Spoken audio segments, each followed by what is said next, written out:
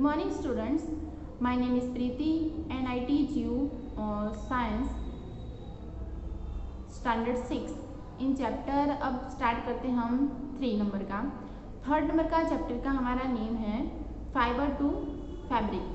Fibre to fabric का मतलब क्या होता है, पहले तो हम उसके ऊपर ही ध्यान देते हैं, उसके बाद चैप्टर स्टार्ट करते हैं। तो फाइबर का मतलब क्या होता है, कोई बता सकता है? छोटे छोटे जो धागे होते हैं, छोटे छोटे रेसे होते हैं, उसको हम क्या बोलते हैं? फाइबर बोलते हैं। फाइबर से लेके फैब्रिक तक, मतलब छोटे छोटे धागों से लेकर फैब्रिक मतलब क्लोथ बनने की जो पूरी प्रोसेस होती है, उसे हमारा चैप्टर का नाम दिया गया है फाइबर टू फैब्रिक। जो फाइबर टू फैब्रिक है, तो जो छोटे छोटे धागों में से बहुत सारे अलग अलग तरह के डिफरेंट तरह के क्लोथ बनते हैं, फैब्रिक बनते हैं। जैसे कि आप सब अलग अलग तरह के कपड़े पहनते होंगे। अभी नॉर्मली समर चल रहा होगा, तो समर के अंदर हम कॉटन का यूज़ करते हैं, विंटर के सीज़न के अंदर वूलन का यूज़ करते हैं, और जैसे रेनी सीज़न होती हैं तो भी हम कॉटन का यूज़ करते हैं, या अलग अलग तरह के डिफरेंट टाइप्स ऑफ क्लोथ का यूज़ करते रहते हैं। तो ये सब हमें सिर्फ पहनते हैं, पर कभी सोचा है आपने कि ये सारे कपड़े किस में से बनते हैं, कैसे बनते हैं? उसके बारे में कभी हमने समझा नहीं है, ना ही कभी ऐसा सोचा है। हर रोज़ आप अलग अलग तरह के कपड़े पहनते रहते हैं। तो आज इस चैप्टर के अंदर हम ये सारे जो क्लोथ होते हैं वो किस में से बनते हैं, कैसे बनाए जाते हैं, उसके बारे में हम बहुत सारा डिस्कस करेंगे और हमारे जो नॉलेज है उसमें थोड़ा ग्रो करेंगे। तो स्टार्ट करते हैं। Paheli and Bujo won the first prize in a science quiz competition held at their school. They were very excited and decided to use the prize money to buy clothes for their parents. आपकी तरह जैसे आप अपने पैसों में से अपने mummy papa के लिए, अपने छोटे भाई बहन के लिए कुछ ना कुछ लाते रहते हो, वैसे ही इस चैप्टर के अंदर आपकी तरह बहुत ही शैतानी वाले 2 बच्चे हैं, पहेली और बुझो। तो दोनों को उसके स्कूल के अंदर साइंस क्विज कंपटीशन था और उसमें उसके फर्स्ट प्राइज़ मिला है, और प्राइज़ के अंदर उसको थोड़े मनी मिले थे। तो उन्होंने सोचा कि इस मनी का यूज़ हम कैसे करें। तो मम्मी पापा हमारे लिए बहुत कुछ करते, तो उनके लिए हमें थोड़ा कुछ लेना चाहिए, उनको अच्छा लगे ऐसा लेना चाहिए। तो उन्होंने क्या किया कि जो मनी उनको मिले थे उसका यूज़ क्या करें। तो उन्होंने पैसों लेके ऐसा सोचा कि चलो ना हम अपने पेरेंट्स के लिए कुछ खरीदते हैं। तो उन्होंने सोचा कि चलो थोड़ा कुछ उनको पहनने के लिए क्लोथ ले लेते हैं। तो देखते हैं कि वो क्या करते हैं। When they show a large variety of cloth material, they got confused. The shopkeeper explained that some cloth of fabric were cotton and some were synthetic. वो लोग मनी में से क्लोथ खरीदने के लिए जाते हैं, फिर वो एक जहाँ पे बहुत सारे क्लोथ मटेरियल मिलता है वहाँ पे पहुँच जाते हैं, और फिर दुकानदार को कहते हैं कि हमें कपड़े खरीदने हैं या फिर क्लोथ खरीदना है। तो दुकानदार को बोलते हैं, पर वो कंफ्यूज हो जाते हैं। कौन? पहेली एंड बुझो। क्यों? क्योंकि वहाँ पे इतनी सारी वैरायटीज़ होती हैं, वो देख के ही कंफ्यूज हो जाते हैं कि इसमें से किस तरह का हमें खरीदना है, क्योंकि उन्होंने तो पहले ऐसे कभी लिया नहीं है, उनके कपड़े भी उनके पेरेंट्स लेते थे। तो वो कंफ्यूज हो गए कि अब इसमें से कौन से मुझे खरीदने हैं, क्या खरीदना है, कुछ समझ में नहीं आया। तो उन्होंने शॉपकीपर को पूछा कि क्या खरीदना चाहिए। तब शॉपकीपर एक्सप्लेन करता है, जब हम भी कोई भी दुकान में जाते हैं कुछ खरीदने के लिए, तो शॉपकीपर हमें बताता है कि ये इस तरह का बनाया है, ये है। इस तरह से वो भी समझा रहा था पहेली एंड बुझो को कि ये हमारी दुकान में कई क्लोथ्स कॉटन के हैं और कई सिंथेटिक से बने हुए हैं। पर पहेली और बुझो को तो ना ही कॉटन के बारे में पता था, ना सिंथेटिक के बारे में पता था। आगे क्या होता है वो देखते हैं। He also had woollen muffler and shawl. उन्होंने ये कॉटन और सिंथेटिक तो देखा ही, पर उसके साथ साथ उनकी नज़र कहाँ पे पड़ी? वुलन मफलर के ऊपर, और कहाँ पे पड़ी? वुलन मफलर के ऊपर और शॉल के ऊपर पड़ी। तो जो मफलर होते हैं वो तो कॉटन से बने नहीं होते, वो किससे बने होते हैं? वुलन से बने हुए होते हैं। फिर there were many silk saris as well. वहाँ पे बहुत सारी साड़ी भी देखने को मिली। किससे बनी हुई थी? सिल्क में से बनी हुई थी। पर उनको तो क्लोथ के बारे में कुछ भी पता नहीं था। ये अलग अलग डिफरेंट तरह के जो क्लोथ थे, कापड़ थे, उनको उनके बारे में कुछ पता ही नहीं था। तो वो क्या करें? पहेली एंड बुझो फेल्ट वेरी एक्साइटेड। वो बहुत एक्साइटेड हो गई कि कैसे बना होगा, क्या होगा, किस तरह से कौन से कापड़ मुझे खरीदना चाहिए। They touch and felt this different fabric, वो फिर वन बाय वन अलग अलग जो फैब्रिक थे उसको टच करने लगे और फील करने लगे। Finally they bought a woollen muffler and cotton sari, फिर उन्होंने फाइनली दुकानदार के साथ गपशप की और फिर समझा और सोचा कि पापा के लिए उन्होंने वुलन का मफलर लिया और मम्मी के लिए कॉटन की साड़ी खरीदी। After their visit to the cloth shop, Paheli and Boojho began to notice various fabric in their surrounding, फिर वहाँ पे उनकी सोच ख़त्म नहीं हो जाती है। हम तो कभी कभी ऐसा काम करते हैं जहाँ पे वो खरीद लिया, वो हो गया तो फिर वहाँ पे स्टॉप कर दे, फिर आगे सोचते ही नहीं है कि वो क्या हुआ कैसे हुआ। पर पहेली और बुजो ऐसे नहीं थे, वो बहुत ही होशियार थे, बहुत ही एक्सीलेंट, मतलब कहते हैं ना बहुत ही इंटेलिजेंट थे।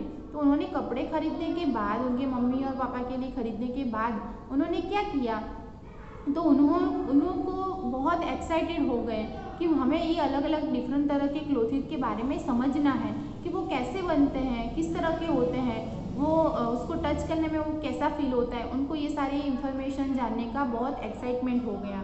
तो वो नोटिस करते हैं कि जितनी भी उसके आजू बाजू के दुकान थी कापड़ की, वो सारी दुकान के अंदर वो लोग जाते हैं और सबको टच करते हैं, सबको फील करते हैं, सबको समझते हैं।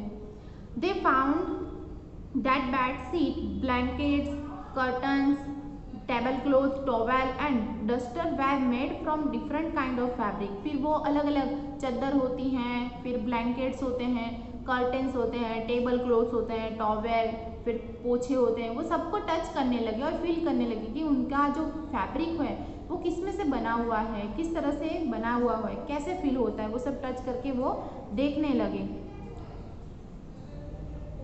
Even their school bags and the gunny bag were made from some kind of fabric, और वो देखने लगे कि जो हमारी स्कूल बैग है वो और गनी बैग जो शॉर्ट से बनी होती है, जिससे हम अलग अलग डिफरेंट तरह के लाते हैं ना, जो टोमेटोज पोटैटोज जिसमें भरे हुए होते हैं, तो वो सब बनी होती है उसमें। वो सोचने लगे कि किस तरह से बना हुआ है, वो सब समझने के लिए बहुत एक्साइटेड थे। They tried to identify this fabric of as cotton, woolen, silk and synthetic, वो फिर अलग अलग डिफरेंट तरह के cotton, woollen, silk and fabric जो सिंथेटिक होता है उनको सब समझने लगे, उसको टच करने लगे कि वो कैसा फील होता है, किस तरह का होता है। Can you also identify some fabric, क्या आपके सामने बहुत सारे डिफरेंट तरह के फैब्रिक रखे जाए तो क्या आप समझ पाओगे या आप बता पाओगे कि किस तरह से बना हुआ है, किस में से बना हुआ है। ये सब आपको क्वेश्चन पूछा है। तो यहाँ पे देखो एक पिक्चर दिया है 3.1 के अंदर, उसमें एक शॉप दी हुई है क्लोथ की और उसमें अलग अलग तरह के different types of cloth material दिए हुए हैं। 3.1 के अंदर वेराइटीज़ इन फैब्रिक, हम फैब्रिक के बारे में बहुत सारी वेराइटीज़ के बारे में समझते हैं। उसके लिए हमें सबसे पहले एक्टिविटी 1 करने को बोली है, वो हम करेंगे। अभी कोरोना चल रहा है तो आप क्या करोगे, अगर हो सके तो आपका जो कहते हैं कि पहचान वाला कोई दर्जी हो तो उसके पास जाना है, या फिर नहीं है तो आप घर के अंदर ही मम्मी को बोल सकते हो कि मम्मी हमें different types of cloth material दो, हमें समझना है कि वो किस में से बना है, किस तरह से बना हुआ होता है। तो मम्मी या पापा या फिर घर में जो भी बुजुर्ग लोग होते हैं उनको पूछ के आप ये आइडेंटिफाई भी कर सकते हो। Visit a near by tailoring shop, collect cutting of fabric left over after stitching, वो कहते हैं कि जो टेलर होता है वो कपड़े सिलने के बाद उसके पास छोटे छोटे टुकड़े बचे हुए होते हैं, उन टुकड़ों को आपको इकट्ठा करना है, फिर उनको टच करके फील करना है कि वो किस में से बने हुए हैं या फिर कैसे हैं, उसको कौन सा क्लोथ बोला जाता है। अगर आपको पता नहीं चल रहा है तो आप टेलर की हेल्प ले सकते हो, टेलर को पूछ सकते हो कि ये जो फैब्रिक है वो क्या है, कॉटन का है, सिल्क का है, सिंथेटिक है, वुलन है, ये सब आप उसको पूछ के भी आइडेंटिफाई कर सकते हो। Now try to label some of fabric as cotton, silk, woolen और synthetic after asking help the tailor, उसको पूछ के फिर आप उसके ऊपर लेबल भी लगा सकते हो, नाम लिख सकते हो, भाई इस तरह का टच करने के बाद हमें फील होता है कि ये कॉटन का है, ये फैब्रिक का सिंथेटिक का बना हुआ है, ये वुलन का है, ये सिल्क का है। ऐसे टच करने के बाद आपको समझ में आएगा कि ये क्लोथ किससे बने हुए हैं। Do you wonder that this different fabric are made of, क्या आपको ऐसा सोचना है या फिर समझना है कि जो ये क्लोथ बने हुए हैं, जो फैब्रिक है वो किस तरह से बनते हैं। When you look at any fabric, it seems continuous pieces. Now look at the closely and what do you notice?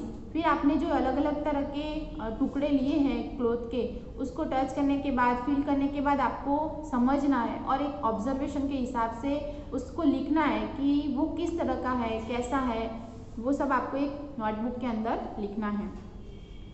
तो यहाँ तक हमने देखा। बाकी का हम देखते हैं कि जो एक्टिविटीज़ 2 दी हुई है उसके अंदर भी आपको कुछ करने का बोला है, वो भी हम करते हैं। एक्टिविटी 2 देखते हैं पेज नंबर 19 पर। Select a piece of cotton fabric you label in activity 1। हमने पीस अलग अलग सिलेक्ट कर लिए जो टेलर के पास से हमने इकट्ठे की, या फिर आपको घर में से भी इकट्ठे करके अलग अलग फैब्रिक ले लेने हैं और उसके ऊपर लेबल लगाना है, ये कॉटन का है, ये सिल्क का है, ये सिंथेटिक का है, ये वुलन का है, ऐसे ही। Now try to find a loose thread और yarn at one of edge and pull it out.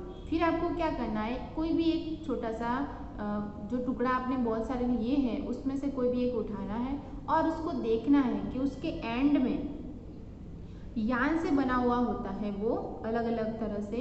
If you know loose yarn are visible you can gently pull one out with a pin और a needle. उसमें से आपको क्या करना है, जो छोटा सा टुकड़ा होता है, जैसे कि यहाँ मेरा आपको दुपट्टा दिख रहा है, तो ये जो है उसमें से ये छोटे छोटे यार्न दिख रहे हैं आपको, वो आपको आसानी से यूँ निकाल लेने हैं। ऐसे पतला दुपट्टा नहीं लेना है, कोई भी क्लोथ ऐसा जाड़ा लेना है ताकि आपको आसानी से निकल जाए। ऐसा थ्रेड निकल रहा है आपके, ये आप देख रहे हो कि इसमें से थ्रेड निकल रहा है।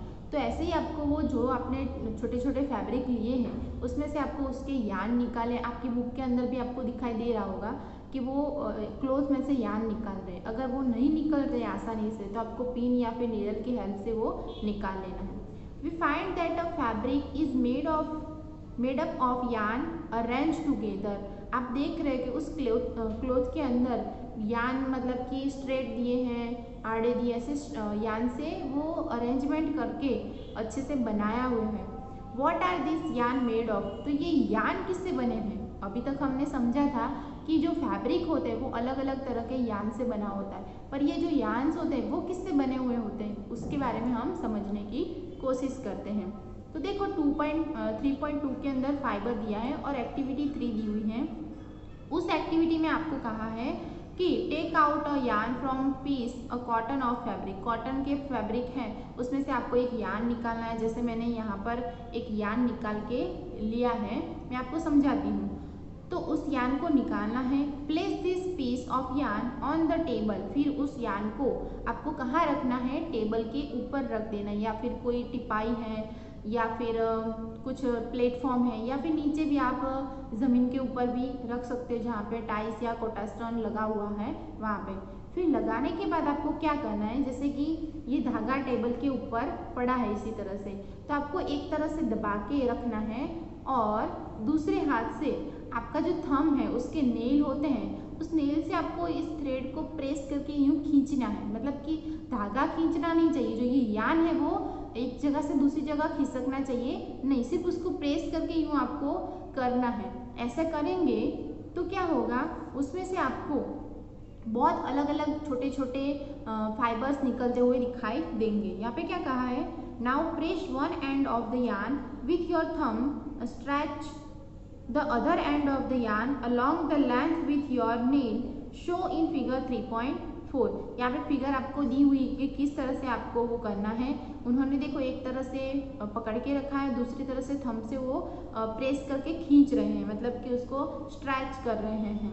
Do you find that this and yarn split up into the strand 3.5 के अंदर देखो उसमें बहुत सारे अलग अलग धागे आपको दिखाई दे रहे हैं। यहाँ पर जो मैंने यार्न लिया था उसको मैंने प्रेस किया है, देखो उसमें से भी छोटे छोटे धागे निकलने लगे हैं।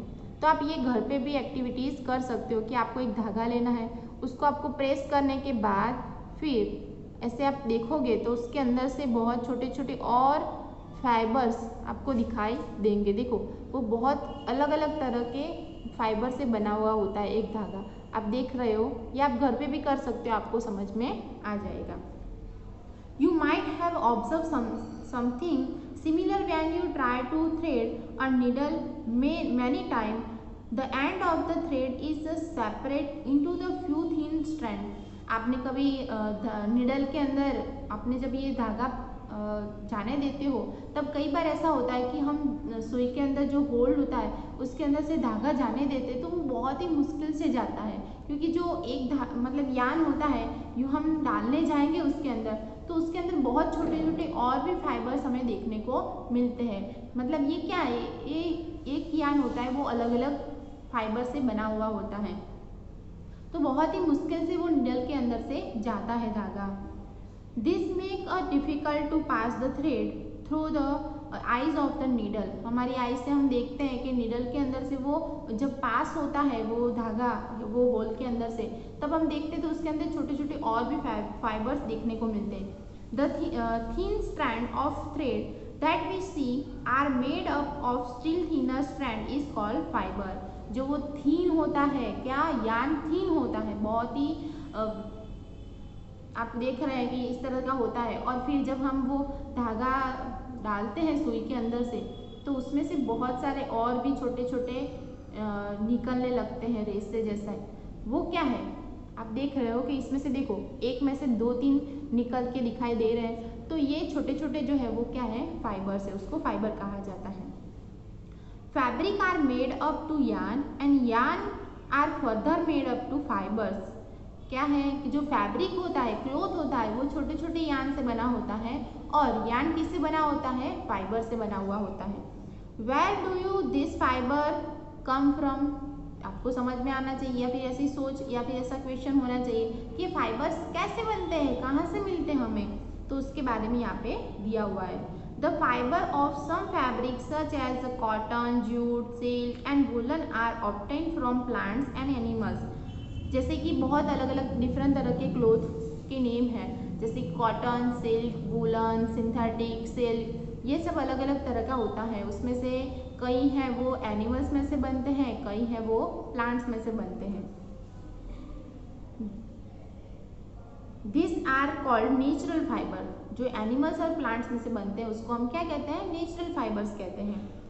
Cotton and jute are examples of fibre obtained from plants. जो कॉटन और जूट होता है, अब आप कहोगे कि मैम जूट क्या होता है, तो जो जूट है वो आपने देखा होगा कि जब हम बाज़ार के अंदर जाते हैं गेहूँ खरीदने या फिर पोटैटोज़ का जो बस्का होता है, मतलब पूरा जो भरा हुआ था जिसमें पोटैटोज, वो उसमें से सण होते हैं। मैं आपको नेक्स्ट वीडियो में वो दिखाऊंगी कि वो जो जूट होता है वो कैसे होता है, किससे बना होता है। मैं आपके उसका मैंने आप एक एग्जांपल दूंगी या फिर उसका जो कहते हैं ना नमूना मैं आपको दिखाऊंगी। पर अभी आप समझ लेते हैं कि जूट जो होता है वो ऐसा बना होता है, और जूट और जो कॉटन है वो किस में से बनते हैं, प्लांट्स में से बनाए जाते हैं।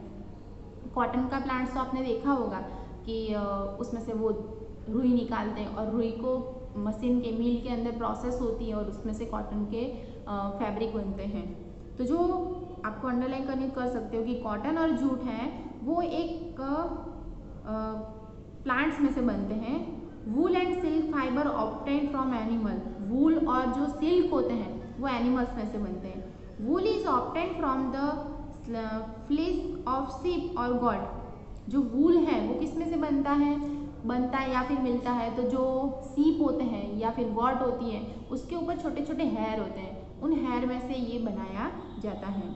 It is also obtained from hair and rabbits, yak and camels. और जो रैबिट, कैमल और याक होता है उसके हेयर भी यूज़ होते हैं किसमें, ये वूल के लिए। Silk fibre as drawn from the cocoon of silk worm.